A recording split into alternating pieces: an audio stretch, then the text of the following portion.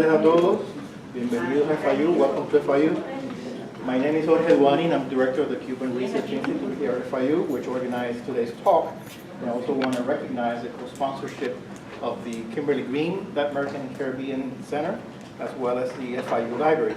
And this event today is part of a larger number of lectures by the recipients of the FIU Díaz Ayala Library Travel Grants. And I wanted to just mention, if you haven't seen these announcements, there's going to be several lectures. One will be tomorrow by Marta Hernandez on Caribbean children's music, if you can make it at the same time, same place. And then we have another lecture related to Cuban music on Ritual Musicians of Miami on Friday at 7 o'clock here as well. And then next week we have our final presenter as part of the Díaz Ayala Travel Grants, and that's also on the flyer.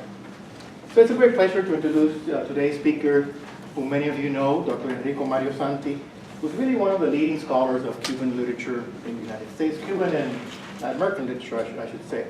Dr. Santí is currently the William T. Bryan Endowed Chair of Hispanic Studies at the University of Kentucky. He has also taught at several universities, including Duke, Cornell, and Georgetown. And he served previously as well as the Emilio Bacardi Muro Visiting Professor of Cuban Studies here at the University of Miami. He holds a PhD, an MA, and an MPhil from Yale University, I assume in Spanish American literature, although I couldn't find that in your resume, as well as a BA from Vanderbilt University. He has also been a visiting scholar in various universities, including several in Vermont, California, and also abroad in Chile and Spain. He's a former co-editor of the flagship journal Cuban Studies and continues to be a senior honorary member of the editorial board. And has written widely on a number of Cuban authors, such as José Martí, which is today's topic, Fernando Ortiz, José Lezama Lima, Reinaldo Arenas, and Guillermo Cabrera Infante. He is the author of 10 books, editor of 18 volumes, and author of more than 100 articles, essays, and interviews. I hope I can be like him when I grow up.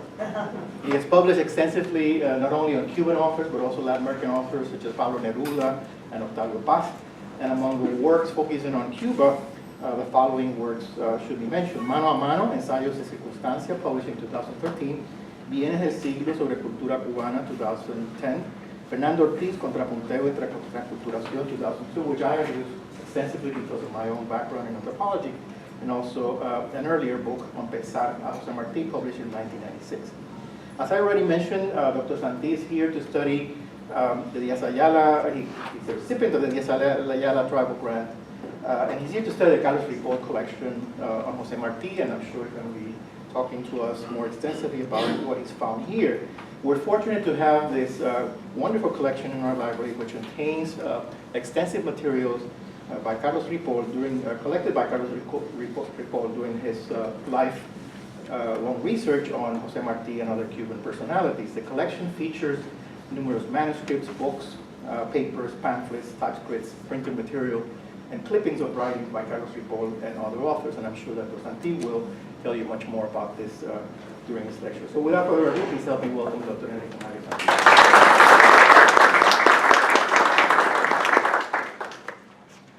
Thank you very much. Thank you for being here this afternoon.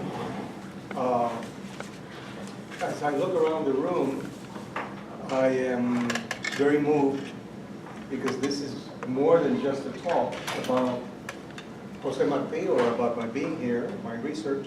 It's actually a celebration of Carlos Ripoll because there are so many people here who knew him, who read him, who admired him. So I'm extremely pleased that all of you have come, and I'm extremely pleased to be able to share with you some of my thinking about the way that Carlos Ripoll contributed towards Martí, Cuba, a greater knowledge of our past, and of course our present.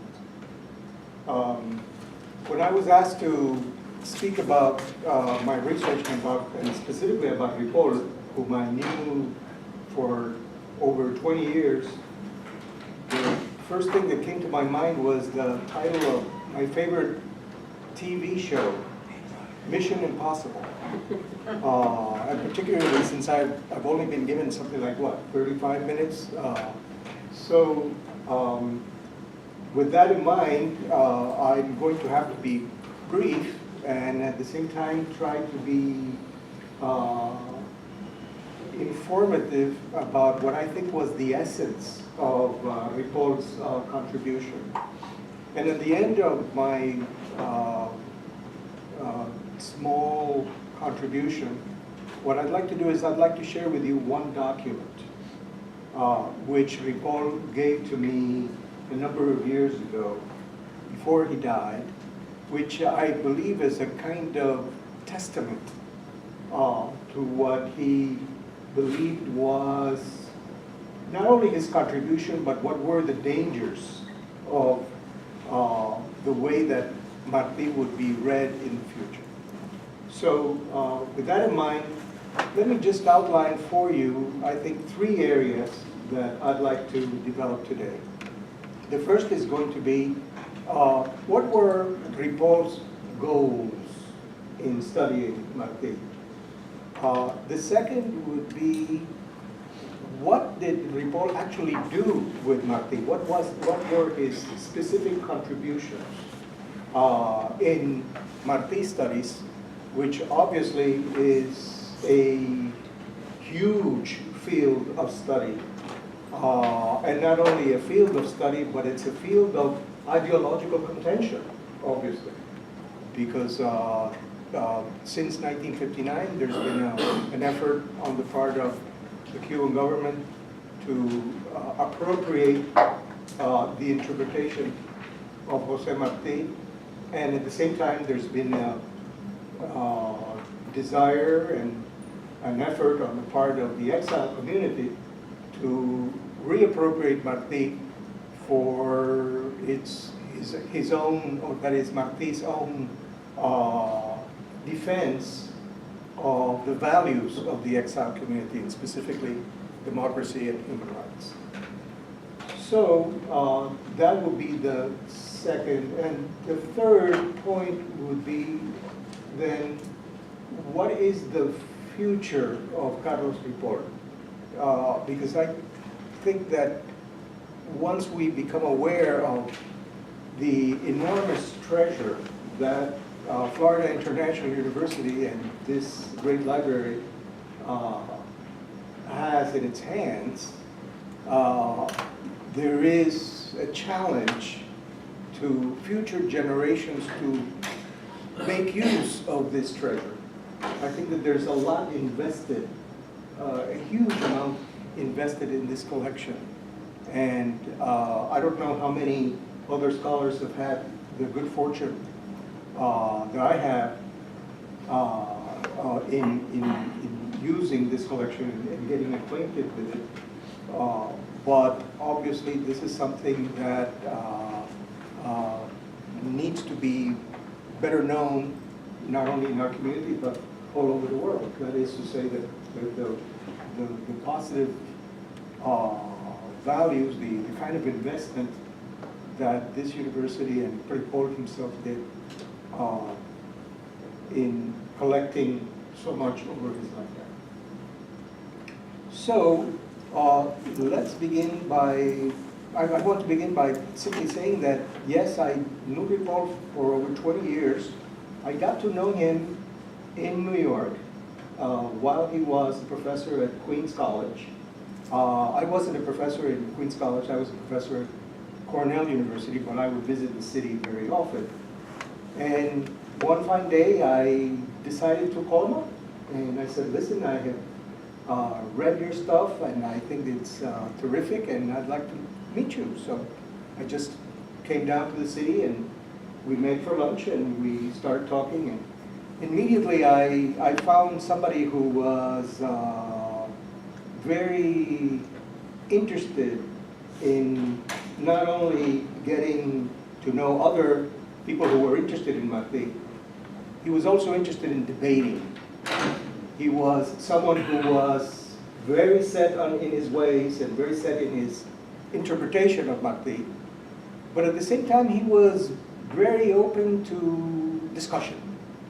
There are only 2 or 3 people whom I have known in my lifetime who are interested in discussion. The first one was my father, who was a professor of art himself, and he was an artist. And he taught me about discussion. He taught me to discuss and to take other people's ideas into account, and to, of course, try to challenge him and other people with whom I came into contact. The second one was one of my teachers, the Mexican poet Octavio Paz, who was also a very keen mind, someone who thought that if you didn't challenge him, you were boring and weren't worth talking to anyway. And I had the privilege of working with Octavio Paz also for about 20 years. And it was a pleasure to do that. And the third one was Carlos Ripoll. Except that in the case of Carlos Ripoll, I found not only a father figure and an intellectual mentor, but someone who was a link to my historical past, to a kind of cultural memory. Meeting him and talking to him and arguing with him was a way of sort of getting plugged into something that I had never experienced, because I came to Miami as a boy of 12, and therefore I was cut off from the kind of circumstance, context that I would have benefited in Havana had I had the good fortune of remaining there. But since I didn't, I came to this country, and I had never had a Cuban teacher other than my parents. And in Ripoll, I did find that. And I must say that it wasn't easy, because he wasn't an easy person. He had amazing standards. And the kinds of standards that he had, not personal standards, but intellectual standards.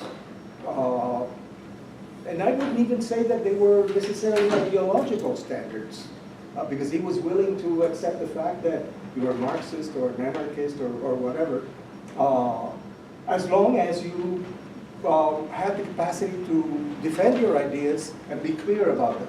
And specifically, and this is very important, if you base them on evidence. One of the amazing things about Ripoll is that he was not sentimental. So many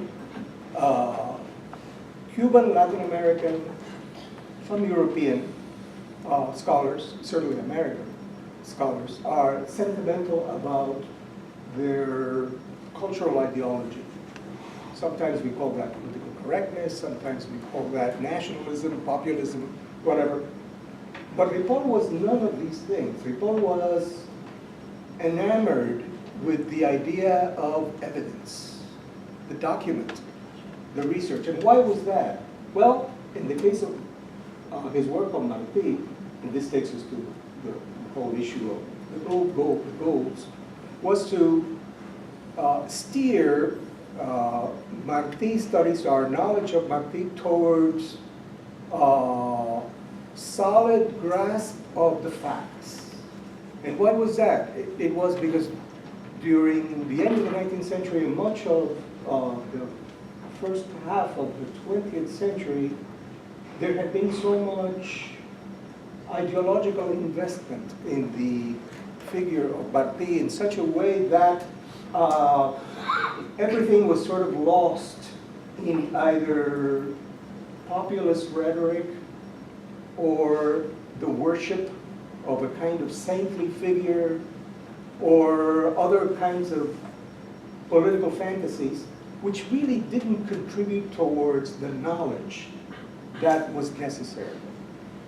So I think that from very early on, as he came into exile in the early 1960s, pursued his PhDs, abandoned his career as an agronomist, as an engineer, which was his first career in Cuba, and seeing, you know, the inevitability of living in the United States, Ripoll began to do hard research. This was research that was based on going to archives, finding documents, finding unpublished works by Martí, researching the context, making sure that interpretations that were not based on fact were being corrected, responding to those people who were interpreting Martí or his context or Cuban history on fantasies or prejudices that simply could not stand to evidence. So all of that became a new world to me. To me, you know, the world of empirical evidence, so common for a scientist, for example, or perhaps for people who are raised in the Anglo-American tradition, particularly the empiricist tradition. That would be common, but in our tradition, that for me was something new. And that was my first source of admiration for Ripoll. The fact that he was uncompromising about the kinds of evidence that you could offer in order to defend your point of view. So, with that, I began a dialogue with Ripoll. And I became aware also that in addition to his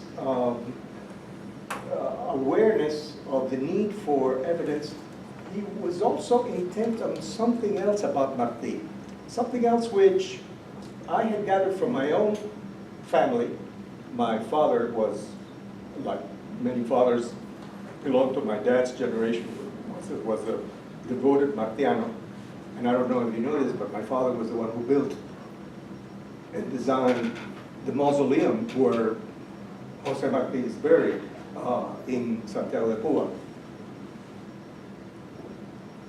A mausoleum, by the way, that now has an unfortunate neighbor, Fidel Castro, right next to that one. But be that as it may, I grew up in a very Martiano household, so to speak. And one of my reactions to this cult of Martí was that, gee,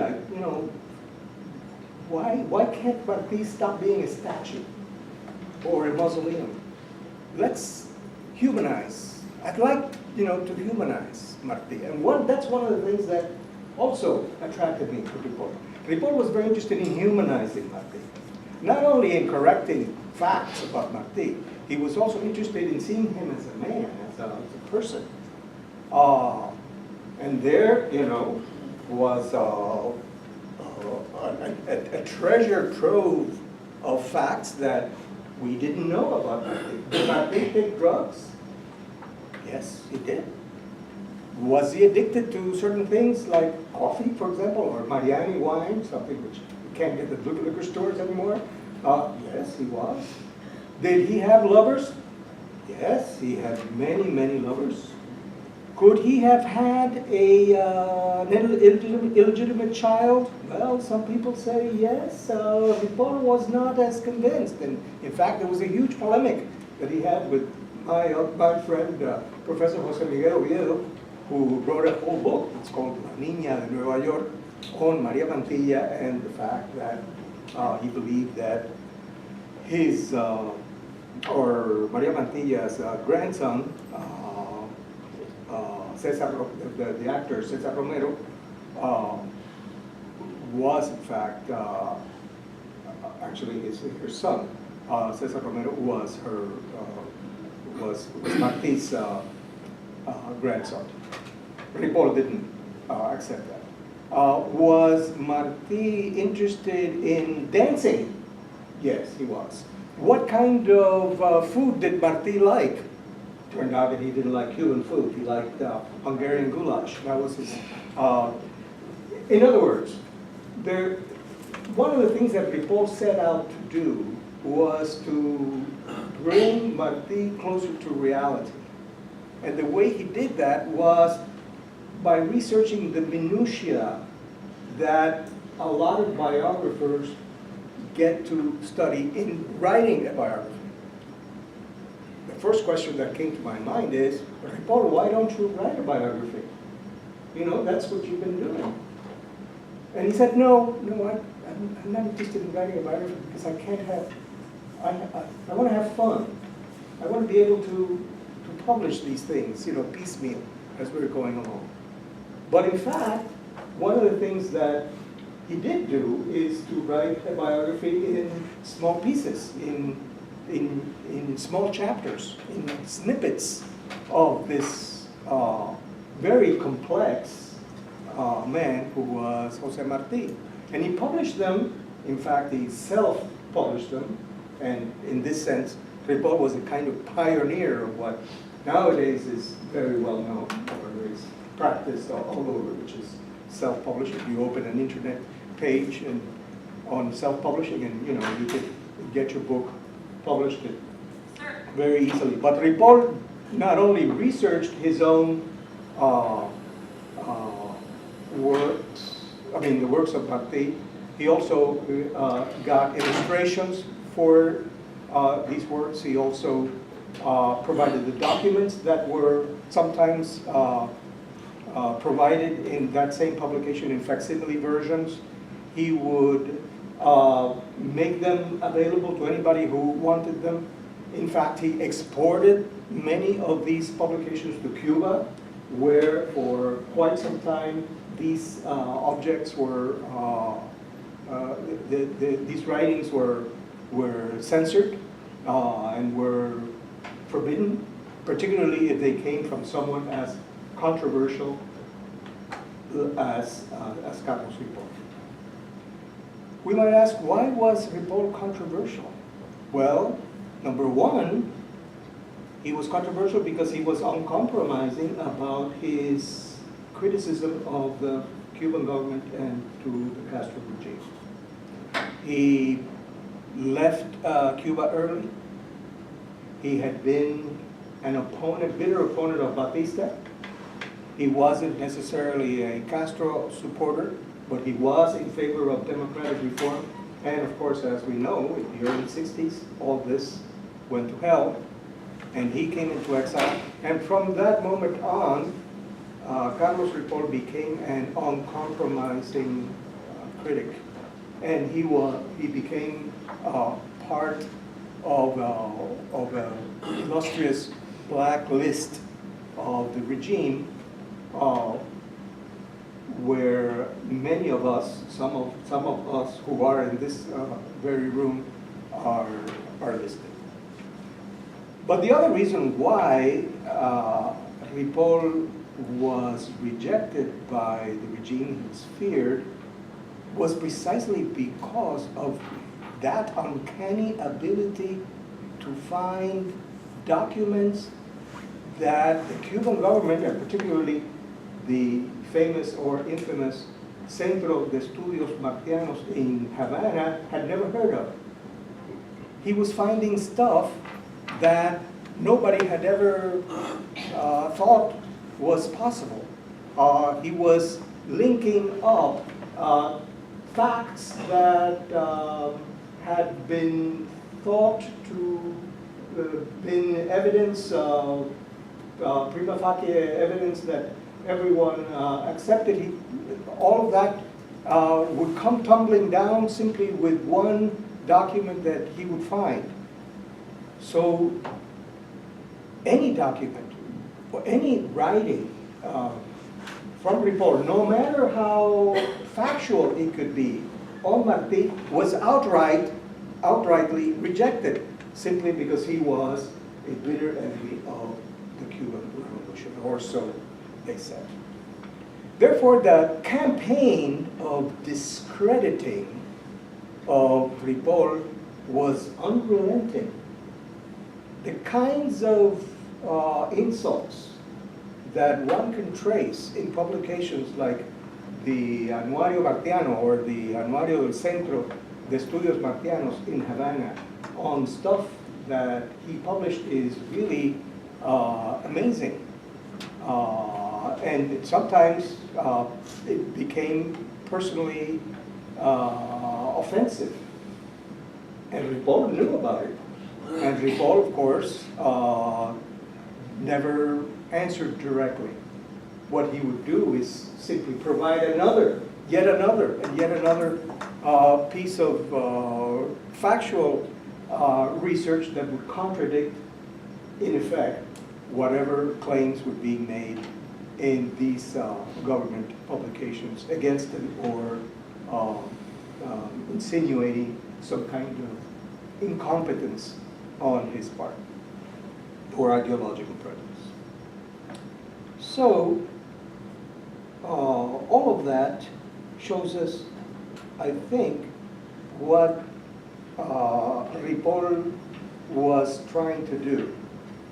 But perhaps one of the most incisive issues that Ripoll took up towards the end of his career, once he had moved from New York, he had retired from Queens College, and had moved down here to Miami, is what he felt was the campaign of falsification of Martí's thinking about Cuba and about Cuban history.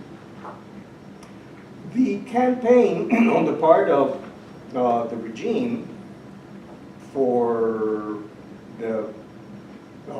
most of its history in regard to Martí was that Martí had been the intellectual author of the 26th of July, that Martí had always had a Marxist bent. They could never say exactly that he was a socialist because there were explicit words, particularly in the famous letter to Fermín Valdés Domínguez in 1895, where he says explicitly that socialism is a danger, and he explained why. That Martí was, in texts like Nuestra América, the Fidel Castro of the 19th century, who happened to have died too early and thereby making necessary the kind of revolution that Castro and his cohorts were leading at the time, not only in Cuba, but all over the world, and so forth.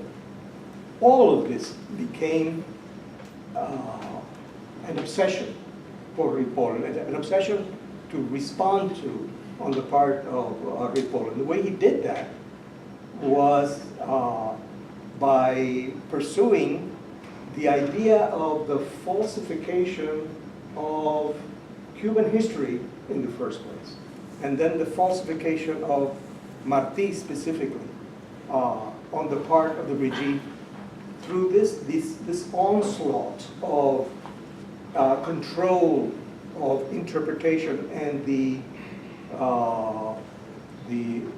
distortion of the historical facts around Martí and his legacy. In fact, this institution should be proud that in the early 90s, I believe it was in 1991, Florida International University invited Ripoll to come and give a series of talks on Martí. He actually gave a course on Martí. And one of these talks, which is a landmark piece, is called The Falsification of Cuban History on the part of the regime. And this text, which again is a landmark text in his works on Cuba and Cuban history in general, later became a text which I had the privilege of publishing in the journal Cuban Studies when I co-edited some of its issues on the falsification of Martí. Now, you might say, well, why did he have to engage in doing that?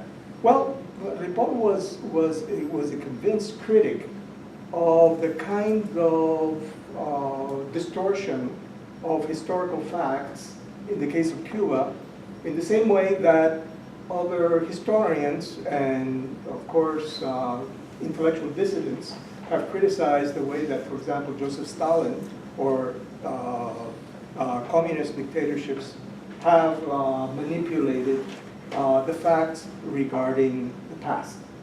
So that the correction of these distortions, the critique of the public critique of these distortions were absolutely essential for Ripoll, and particularly since the very word falsification, falsification, had been used by the regime, and notably by Raúl Castro, when he was the minister of the armed forces during the between 1959 and the 80s, or actually the 90s.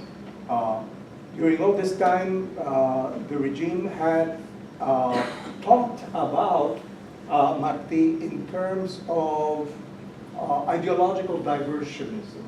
That was their term. But in fact, they would amplify, they would articulate this idea of ideological diversionism in terms of the falsification of the true legacy of Martí. Well, working with facts and working with issues that were well known, but perhaps not well remembered, Ripoll was able to respond to these issues and was able to demonstrate convincingly, in my opinion, that the kind of distortion of Martí as a kind of proto-Marxist is not sustainable from evidence. At the same time, however, and this shows, I think, the complexity of Ripoll's thought about Martí, Ripoll was also convinced of what he called Martí's noble intransigence, la noble intransigencia. If I had to recommend two texts that summarize Ripoll's reading of Martí, I would recommend reading one, The Falsification of Martí at the present time, and the other one is Martí's Noble Intransigence. And the reason why the second article, the second essay is important is that unlike many of those,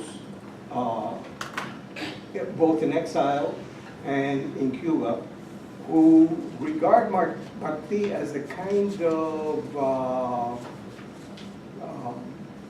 leader that that actually